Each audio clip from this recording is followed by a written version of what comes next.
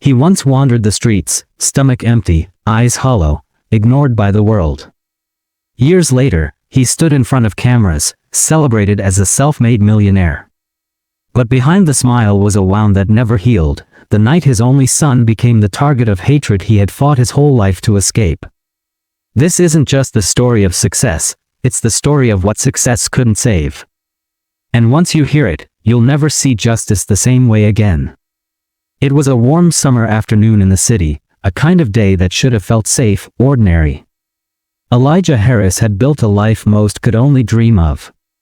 Once homeless and invisible to the world, he now owned a thriving business, wore tailored suits, and carried the quiet pride of a man who had survived the impossible. His neighbors saw a success story. His son, Daniel, saw a hero. Every morning, Elijah made breakfast for them both, insisting they eat together before school and work. He wanted Daniel to know what stability looked like, something he never had growing up. But beneath the comfort of their home, Elijah carried a shadow.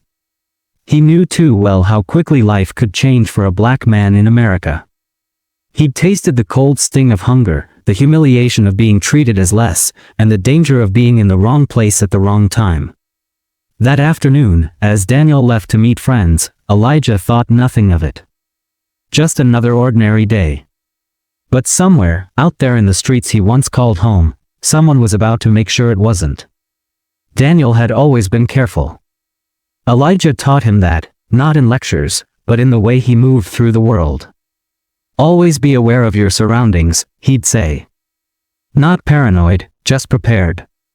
Growing up, Daniel heard enough stories to know that, sometimes, doing everything right still wasn't enough. That day, the air felt heavy.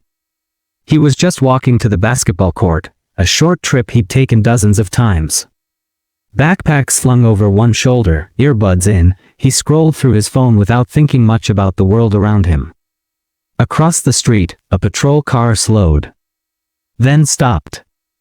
Daniel didn't notice at first. But the sound of a door slamming shut made him glance up. A uniformed officer stepped out, not quickly, not urgently, but with that calculated pace that said, "This is my space now." Daniel's stomach tightened. He wasn't doing anything wrong. He kept walking. "Hey! You, stop right there." It wasn't loud, but it cut through everything, the music in his ears, the noise of traffic. Daniel froze. He turned slightly, enough to see the officer's hand resting on his holster. No weapon drawn, not yet. The officer's eyes swept over him like he was scanning a crime scene. "Where you headed?" The question wasn't curious, it was an accusation. "To the court," Daniel said quietly. The officer's gaze dropped to Daniel's backpack. "Mind if I take a look?" Daniel hesitated. Elijah had drilled into him that he had rights. But also that asserting them could be dangerous. He remembered his father's stories, the way men disappeared into the system for nothing more than refusing a request. He slowly slid the bag off his shoulder. "What's this about?" "Matches the description," the officer said flatly. "Description of what?" Daniel wanted to ask, but his throat felt tight. A second patrol car pulled up. 2 more officers stepped out. Now it wasn't a conversation, it was a wall closing in. People slowed on the sidewalk, pretending not to stare. Daniel's face burned. He knew how quickly this could spiral. The first officer unzipped his bag. Out spilled a basketball, a water bottle, and a folded hoodie. He pawed through them anyway, like he was sure something was hiding. Daniel clenched his jaw. This wasn't about the bag. This was about him.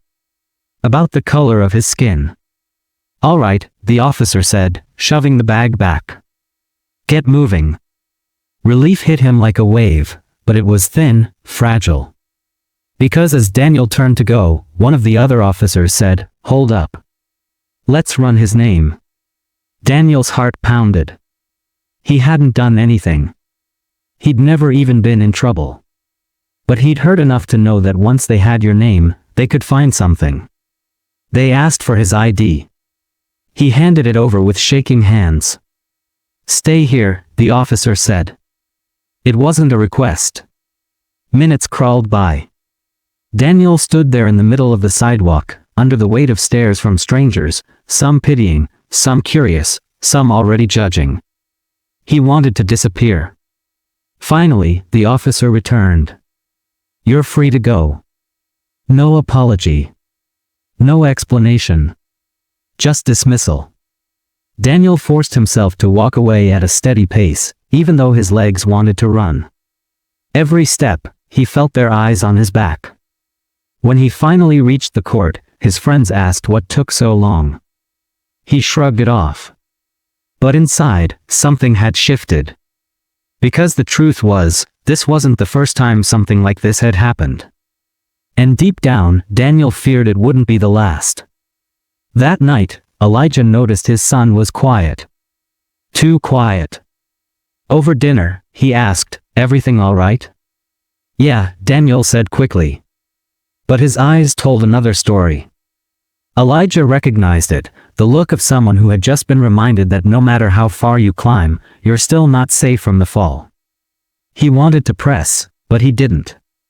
Instead, he carried the silence with him into the night, replaying his own past, times when the wrong glance, the wrong answer, could have ended everything. What Elijah didn't know was that this was only the beginning. Within weeks, that unease would grow into something much darker. And the day would come when no amount of money, influence, or carefulness could save his son from what was coming next. The day started like any other, a bright Saturday, the air heavy with summer heat. Elijah had a business meeting across town, but Daniel had plans of his own. He wanted to meet friends at a downtown cafe before heading to the court. Elijah almost offered him a ride, but Daniel insisted he'd take the bus. It was only a few stops. Safe. Elijah didn't know that, somewhere in the city, a call had already gone out, a robbery in progress. The suspects?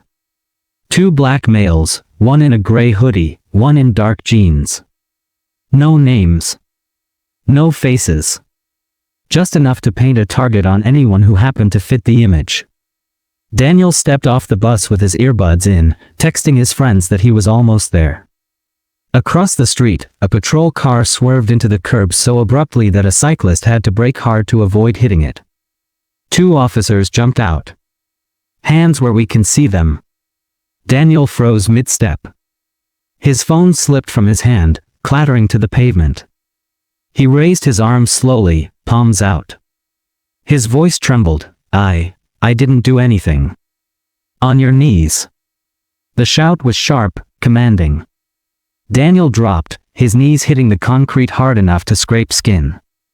A crowd began to gather, people pausing with grocery bags, others pulling out their phones to record. Elijah was in the middle of his meeting when his phone buzzed, first a call, then a text from an unknown number. It was a link. He almost ignored it, but something in his gut told him to look. The video loaded slowly over shaky footage, the sound of someone gasping behind the camera. And there, kneeling on the ground, hands above his head, was Daniel. Elijah's blood ran cold. On the street, an officer circled Daniel like a predator. "You matched the description," he said, voice dripping with accusation. "I was just going to meet my friends," Daniel pleaded. His voice cracked, the edges fraying with fear. One officer grabbed his arm and yanked him forward. The sudden movement made Daniel flinch, his other hand instinctively dropping to steady himself. "Stop resisting," the officer barked, even though Daniel hadn't resisted at all. That was when Elijah's instincts took over. He didn't remember ending the meeting, didn't remember running for the elevator. All he knew was that his son's life might be hanging in the balance. By the time he reached the block, the scene was chaos. Flashing lights, shouting voices, a crowd that had doubled in size. Elijah pushed through, his suit jacket snagging on someone's bag. "That's my son," he shouted, shoving past a man holding a phone in the air. But an officer stepped in front of him, palm out. "Sir, you need to stay back." "Stay back?" Elijah's voice shook, not with fear, but with the fury of someone who had fought his whole life to be seen as equal, only to watch history repeat itself on the body of his child. "That's my son you've got on the ground." Behind the officer, Daniel was being handcuffed. The sight made something snap inside Elijah. "Listen to me," he roared. "He's just a kid. He hasn't done anything." But the officer blocking him only repeated, "Stay back," as if the words were armor. In the crowd, a woman's voice called out, "He didn't do anything. I saw the whole thing." Another joined in, "You're arresting the wrong guy." Phones were pointed from every direction, their small red lights blinking like warning signals. And yet, the officers didn't slow. One shoved Daniel forward toward the patrol car. His head nearly hit the doorframe as they pushed him inside. Elijah surged forward, ignoring the hands trying to hold him back. "Daniel." For a split second, his son's eyes met his, wide, wet, desperate. And in that look, Elijah saw every moment of his own past, the nights he'd slept on concrete, the days he'd been stopped just for existing, the friends who hadn't survived their encounters with uniforms. The patrol car door slammed shut. Elijah lunged again, but another officer's hand caught his chest. "One more step, and you're going in too," he warned. Elijah stopped, not because he wanted to, but because he knew that if he was taken in, there would be no one left to fight for Daniel. The car pulled away, its siren wailing, the sound splitting the air like a wound. Elijah stood in the middle of the street, chest heaving, the smell of exhaust in his lungs, the crowd's murmurs buzzing in his ears. For the first time in years, he felt powerless. Completely powerless. He thought about running after them, about calling every contact he had, about breaking down in the middle of the road. But all he could do was watch as the car carrying his son disappeared into the maze of the city.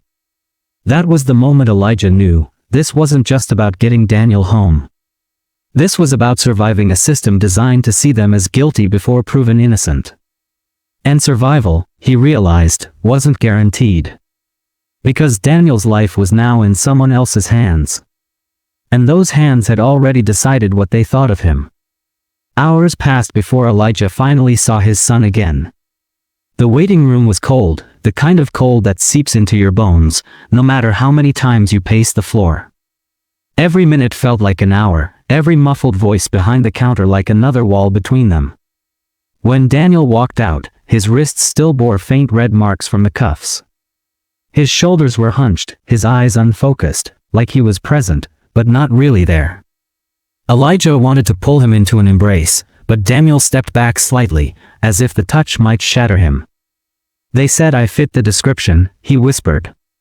That's all it took. Elijah felt something heavy settle in his chest. All the money he'd earned, all the respect he'd fought to gain, none of it had been enough to protect his son from the label that had been placed on him at birth. In the days that followed, life went on for the rest of the world. The news didn't cover it. No charges were filed. The officers returned to their beat as if nothing had happened. But for Elijah and Daniel, everything had changed. Daniel stopped taking the bus. Stopped staying out late. Even at home, he seemed smaller, quieter. Elijah recognized it because he had lived it, the way fear could fold you in on yourself until you were only a shadow of the person you once were. And Elijah couldn't shake the thought, if he hadn't been recording, if there hadn't been witnesses, if someone had feared for their life in that moment. Daniel's story might have ended in the street that day. The truth was brutal. It didn't matter that Elijah had gone from sleeping on sidewalks to owning real estate. It didn't matter that he paid taxes, employed people, or donated to charities. To some, he would always be seen through a lens of suspicion. And that suspicion could pass from father to son like an unwanted inheritance. This wasn't just about one father and one son. It was about a system that could strip away dignity, safety, and even life in the blink of an eye. A system that taught boys like Daniel that no matter how good they were, they would always have to prove they belonged. Elijah often thought back to that day, not because he wanted to, but because forgetting felt dangerous. Stories like his son's vanish in silence too often. And silence is what allows them to happen again. Daniel survived. But survival isn't the same as living without fear. And for too many, survival isn't the outcome at all. Maybe you've never had to think about what it means to fit a description. Maybe you've never had to teach your child how to stay alive during a routine stop. But for millions, these conversations aren't optional, they're a matter of life and death. Elijah's story isn't a tragedy from the past. It's a mirror held up to the present. And the reflection it shows should make all of us ask the same question. How many more Daniels will it take before justice is more than just a word?